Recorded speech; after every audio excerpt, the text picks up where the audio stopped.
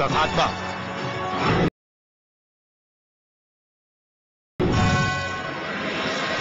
जातीय संघर्ष के एक लंबे दौर पर पूर्ण विराम। लिट्टे के गढ़ की तबाही और लिट्टे प्रमुख प्रभाकरन की मौत का कुछ यही मतलब निकाला जा रहा है। श्रीलंका की विदेश नीति को लिट्टे और प्रभाकरन के मसले अब तक तय करते रहे हैं, लेकिन अब श्रीलंका नई सोच के साथ अपने रिश्ते और अपनी बेहतरी की तकदीर लिख सकता है। लिट्टे की वजह से श्रीलंका दुनिया भर की आंखों की किरकिरी बना।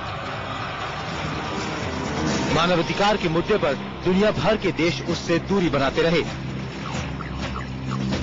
आतंक से जूझ रहे इस देश के करीब भारत भी आया और अमेरिका भी।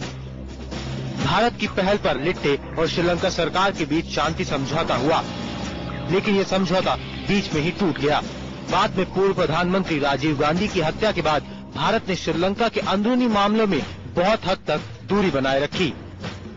मानवाधिकार के हनन के आरोपों के बाद अमेरिका ने श्रीलंका को हथियारों की आपूर्ति बंद कर दी। यहाँ से श्रीलंका की विदेश नीति ने यू टर्न लिया और श्रीलंका को मिले नए साथी चीन और पाकिस्तान। चीन ने श्रीलंका को आर्थिक मदद के साथ ही हथियारों की सप्लाई शुरू की, तो पाकिस्तान ने लिट्टे से लड़ने के लिए श्रीलंकाई सैनिकों को ट्रेनिंग देना शुरू किया। एक तरफ सेना और दूसरी तरफ समुद्र से घिरे तमिल विद्रोहियों को इसके बाद भागने का मौका नहीं मिला। जो पाकिस्तान अपनी पुलिस और फौजियों की तनख्वाह के लिए दुनिया भर से खैरात मांगता फिरता है, उसने भी श्रीलंका को आर्थिक मदद दी। चीन और पाकिस्तान का मकसद साफ था, श्रीलंका और भारत की दोस्ती को खत्म करना। यही नहीं, चीन की नजर हम्बनटोटा बंदरगाह पर भी थी, उस बंदरगाह पर जो दक्षिण एशियाई देशों के मद्देनजर सामरिक रूप से बहुत महत्वपूर्ण है।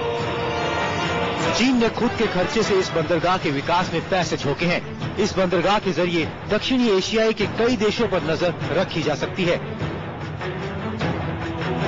चीन और पाकिस्तान की श्रीलंका में ऐसी दिलचस्पी भारत सहित दक्षिण एशिया के कई देशों के लिए चिंता का सबब है।